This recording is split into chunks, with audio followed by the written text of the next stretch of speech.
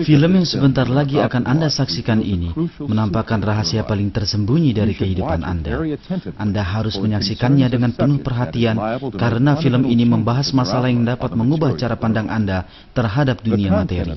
Film ini tidak hanya menampilkan pendekatan yang berbeda atau pandangan filosofis, tapi ini adalah fakta yang dibuktikan oleh ilmu pengetahuan saat ini.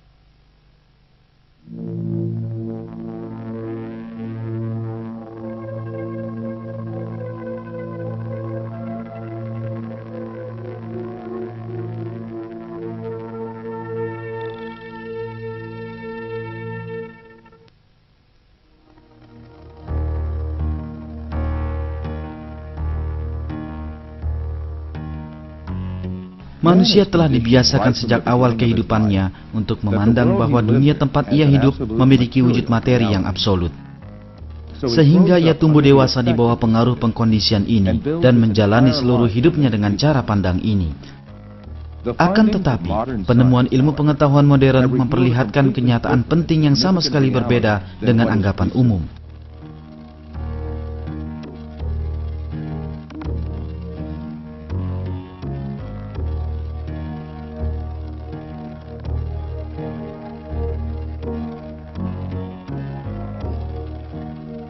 Semua informasi yang kita punyai tentang dunia luar sampai kepada kita melalui panca indera kita.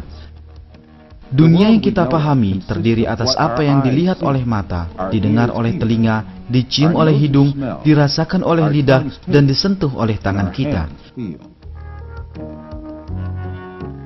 Manusia bergantung hanya pada kelima indera tersebut sejak lahir.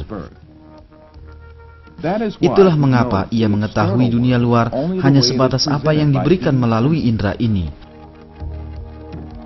Tetapi, penelitian ilmiah tentang indera kita telah mengungkapkan kenyataan yang sangat berbeda tentang apa yang kita sebut dengan dunia luar. Dan kenyataan ini telah membongkar rahasia sangat penting tentang hakikat materi yang menyusun dunia luar tersebut.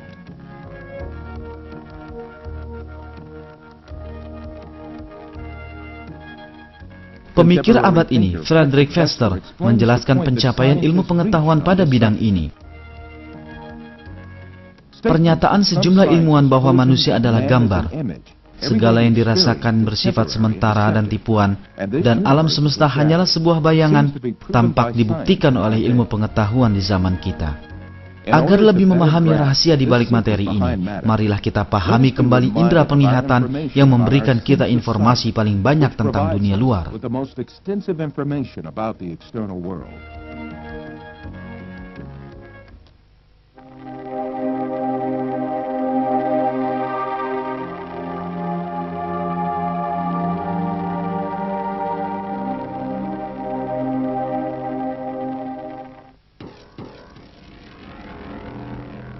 Proses melihat terjadi secara bertahap.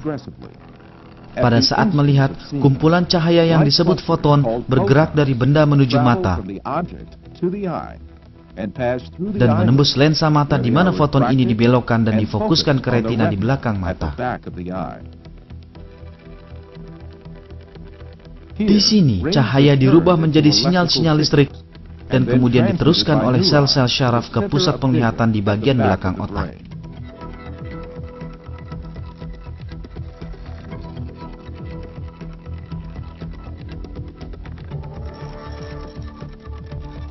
Proses melihat sesungguhnya terjadi di pusat tersebut yang berada di otak.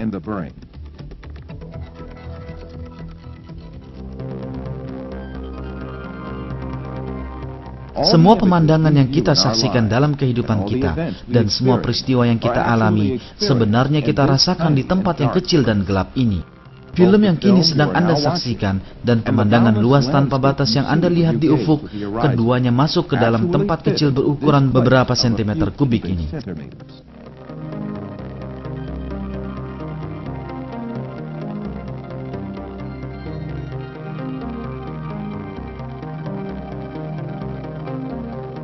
Sekarang, marilah kita cermati kembali informasi ini dengan lebih seksama. Ketika kita berkata, kita melihat, kita sesungguhnya melihat efek yang ditimbulkan pada otak kita oleh cahaya yang sampai pada mata dengan merubahnya menjadi sinyal listrik. Ketika kita berkata, kita melihat, kita sebenarnya menyaksikan sinyal-sinyal listrik pada otak kita. Di samping itu, ada hal lain yang perlu diingat. Otak tertutup rapat dari masuknya cahaya, dan bagian dalamnya gelap gulita. Oleh karenanya, ia tak mungkin akan pernah berhubungan dengan cahaya. Kita dapat menjelaskan hal ini dengan sebuah contoh. Anggaplah di hadapan kita ada sebuah lilin menyala, dan kita melihat cahaya lilin ini. Selama kita melihat cahaya lilin, bagian dalam tengkorak dan otak kita sama sekali gelap. Cahaya lilin tidak pernah menerangi otak maupun pusat penglihatan kita. Namun kita melihat dunia berwarna-warni dan terang benderang dalam otak kita yang gelap.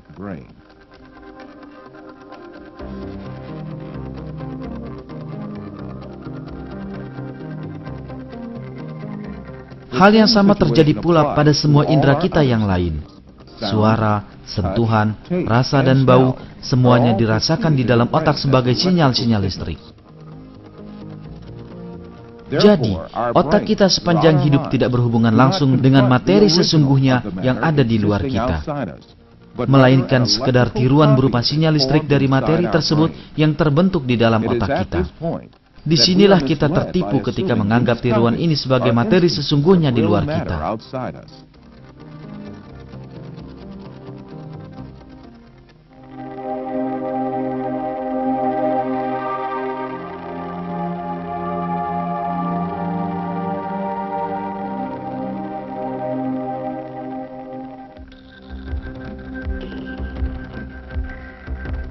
Kenyataan ini menghantarkan kita pada kesimpulan yang tak perlu diperdebatkan lagi.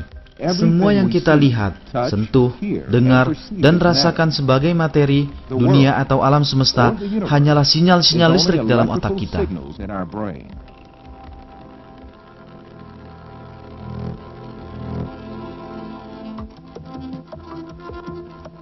Sebagai contoh, kita melihat seekor burung di dunia luar.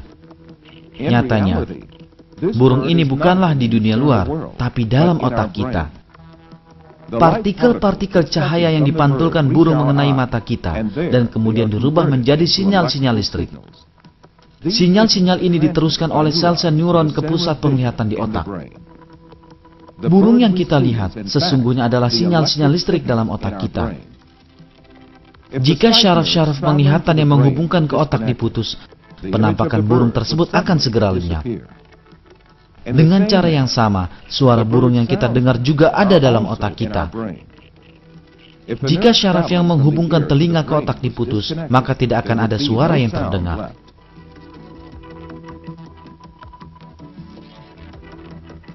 Singkatnya, burung yang kita lihat dan suaranya yang kita dengarkan tidaklah lebih dari penafsiran sinyal-sinyal listrik oleh otak.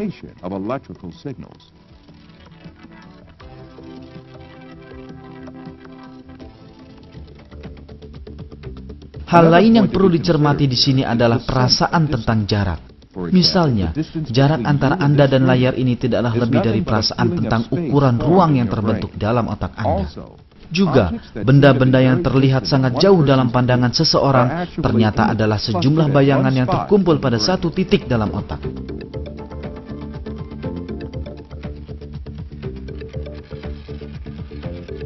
Misalnya, seseorang yang menyaksikan bintang-bintang di langit beranggapan bahwa mereka berjarak jutaan tahun perjalanan cahaya darinya. Padahal, bintang-bintang ini ada dalam dirinya sendiri, di pusat penglihatan pada otaknya.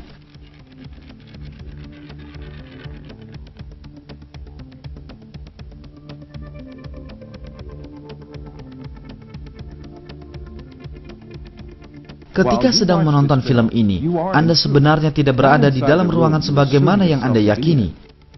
Sebaliknya, ruangan tersebut berada dalam diri Anda.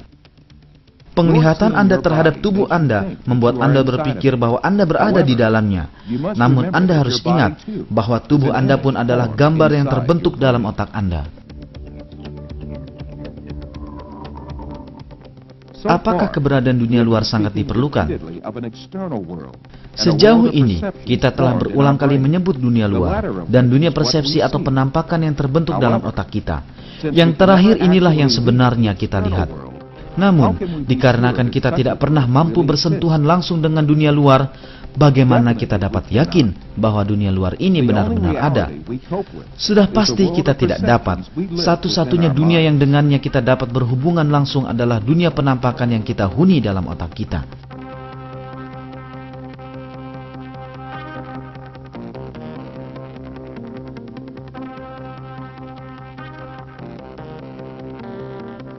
Kita meyakini keberadaan benda-benda hanya karena kita melihat dan menyentuhnya, dan mereka dimunculkan kepada kita oleh penampakan yang kita buat. Tapi, penampakan oleh kita hanyalah sekedar gambaran dalam otak kita. Jadi, benda-benda yang terekam oleh penampakan yang kita buat tidak lebih dari sekedar gambaran, dan gambaran ini hakikatnya tidak ada melainkan dalam otak kita. Karena semua ini hanya ada dalam otak, maka ini berarti bahwa kita telah tertipu ketika kita membayangkan bahwa alam dan segala sesuatu memiliki wujud di luar otak.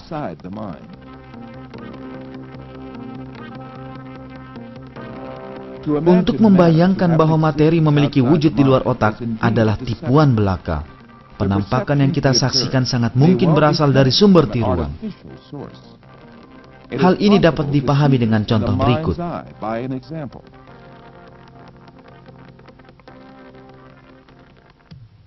Pertama-tama, marilah kita anggap kita dapat mengeluarkan otak dari tubuh kita dan menjaganya agar tetap hidup dalam sebuah toples kaca. Lalu kita ambil komputer dengan beragam informasi yang dapat direkam di dalamnya.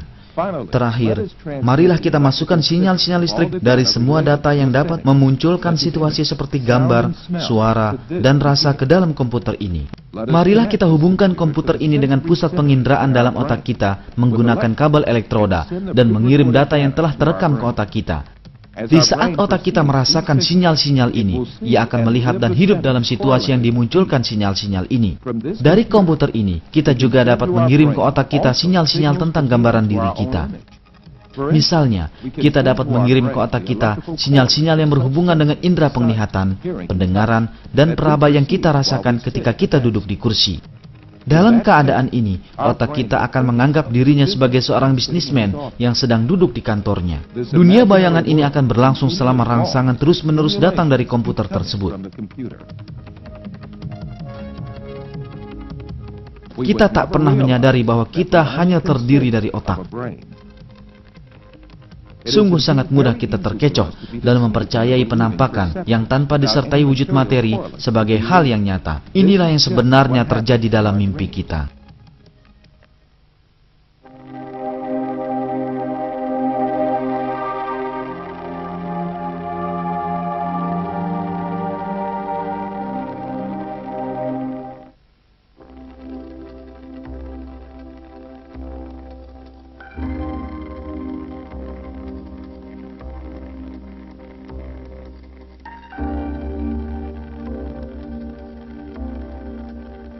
Bagi Anda, sesuatu yang nyata adalah segala yang dapat disentuh dengan tangan dan dilihat dengan mata.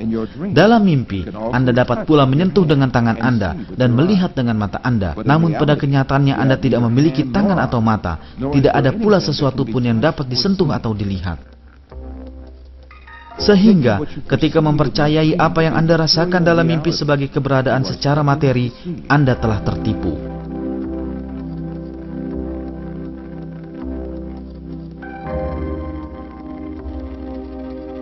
Sebagai contoh, seseorang yang tidur pulas di pembaringannya dapat melihat dirinya berada dalam dunia yang sama sekali berbeda dalam mimpinya. Ia mungkin bermimpi bahwa ia seorang pilot dan menjadi komandan pesawat raksasa.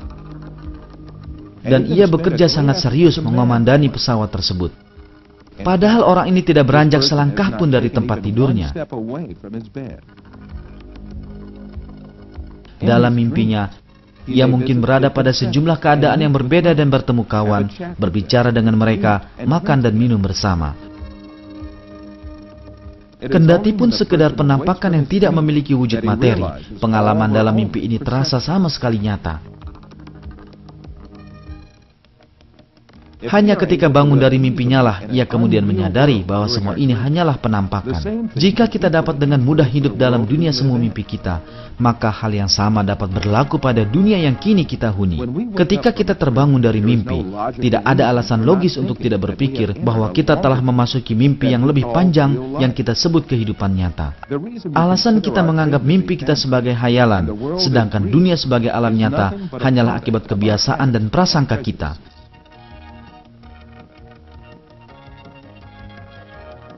Ini menunjukkan bahwa mungkin saja terbangun dari kehidupan di bumi yang kita anggap sedang kita jalani saat ini, persis sebagaimana ketika kita terbangun dari mimpi.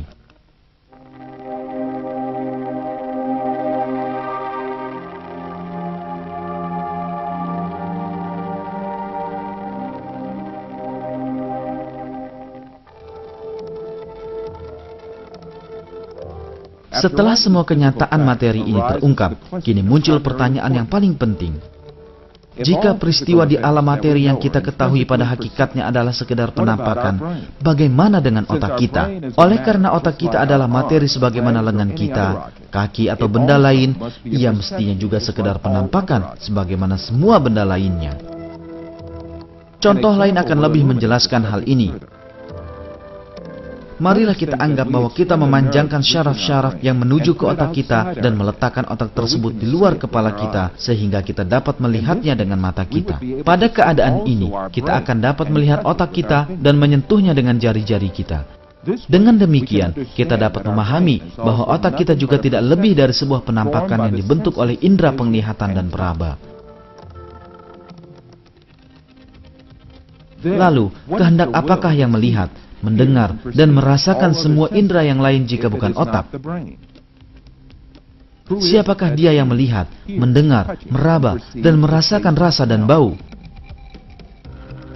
Siapakah wujud ini yang berpikir, beralasan, memiliki perasaan, dan bahkan berkata, "Saya adalah saya"? Salah seorang pemikir terkemuka abad ini, Karl Pribram, juga memiliki pertanyaan yang sama. Sejak zaman Yunani, para filsuf telah memikirkan tentang hantu di dalam mesin, manusia kecil dalam manusia kecil, dan lain sebagainya. Di manakah saya, seseorang yang menggunakan otaknya? Siapakah dia yang melakukan perbuatan mengetahui? Sebagaimana perkataan Saint Francis dari Assisi, apa yang kita cari adalah sesuatu yang melihat. Ternyata, wujud gaib yang menggunakan otak, yang melihat dan merasakan ini adalah ruh. Apa yang kita sebut dengan alam materi adalah sekumpulan penampakan yang dilihat dan dirasakan oleh ruh ini. Sebagaimana tubuh yang kita punyai dan alam materi yang kita lihat dalam mimpi tidak memiliki wujud fisik, alam semesta yang kita tempati dan tubuh yang kita miliki saat ini juga tidak memiliki wujud fisik. Wujud absolut ini adalah ruh. Materi hanya terdiri dari penampakan yang dilihat oleh ruh. Begitulah, kendati pun kita memulai dengan anggapan bahwa materi adalah nyata, hukum-hukum fisika, kimia, dan biologi, semuanya menghantarkan kita pada kenyataan bahwa materi terbentuk dari khayalan, dan pada kenyataan pasti tentang adanya wujud gaib. Inilah rahasia di balik materi. Kenyataan ini sangatlah pasti sehingga mengkhawatirkan sejumlah ilmuwan materialis yang meyakini materi sebagai wujud absolut.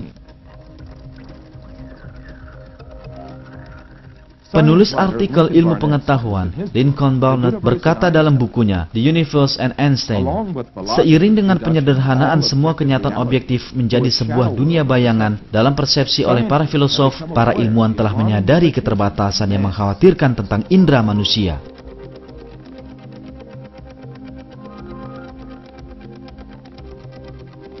Semua fakta ini menghadapkan kita secara langsung pada pertanyaan yang sangat penting. Jika sesuatu yang kita yakini sebagai alam materi ternyata hanya berupa kumpulan penampakan yang diberikan pada ruh kita, lalu apakah sumber penampakan-penampakan ini? Untuk menjawab pertanyaan ini, kita harus mempertimbangkan fakta bahwa materi tidak memiliki keberadaan dengan sendirinya, akan tetapi sekedar penampakan. Oleh karenanya, penampakan ini sudah seharusnya terjadi akibat kekuatan lain, yang berarti bahwa ia pasti telah diciptakan. Lebih dari itu, penciptaan ini harus terjadi terus-menerus. Jika tidak demikian, maka apa yang kita sebut materi akan musnah dan hilang.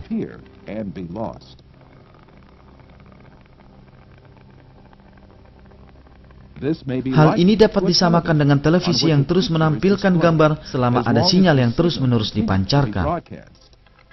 Jika pemancaran ini berhenti, gambar pada layar TV juga akan hilang.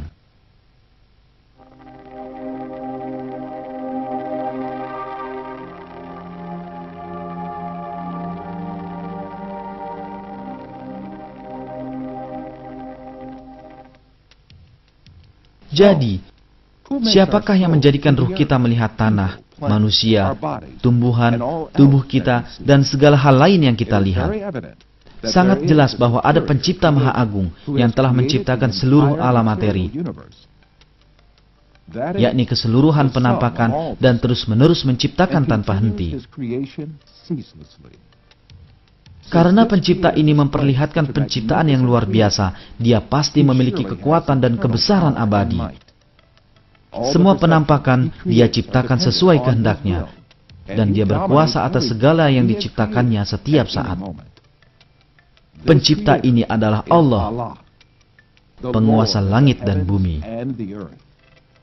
Wujud absolut sesungguhnya adalah Allah.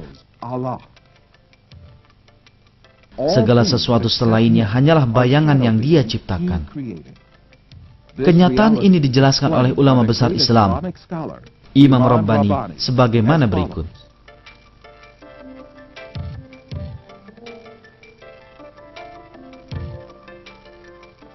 Allah, materi pembentuk wujud-wujud yang dia ciptakan ini hanyalah ketiadaan. Dia menciptakan segalanya di dunia indera dan khayalan. Keberadaan alam semesta adalah di dunia indera dan khayalan. Dan ia bukanlah materi. Pada kenyataannya, tiada sesuatu pun di alam luar kecuali wujud yang maha suci. Dialah Allah.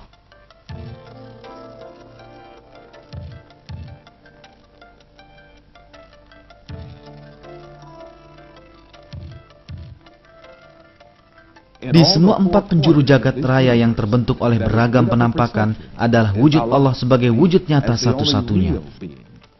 Karenanya, wujud paling dekat kepada manusia adalah Allah. Fakta ini dijelaskan dalam Al-Quran dengan ayat, "Dan sesungguhnya kami telah menciptakan manusia dan mengetahui apa yang dibisikkan oleh hatinya, dan kami lebih dekat kepadanya daripada urat lehernya."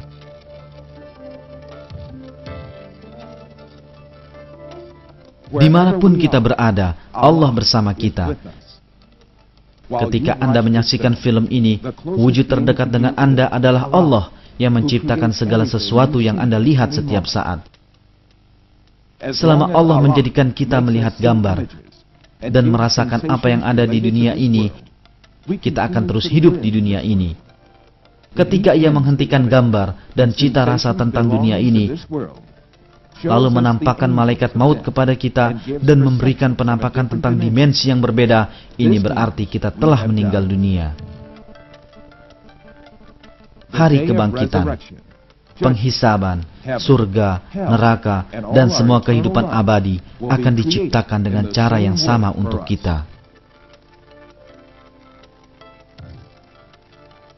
Untuk menciptakan ini semua sangatlah mudah bagi Allah, yang telah memperlihatkan bukti kekuasaan yang abadi serta ilmunya tak terbatas kepada kita ketika masih di dunia ini.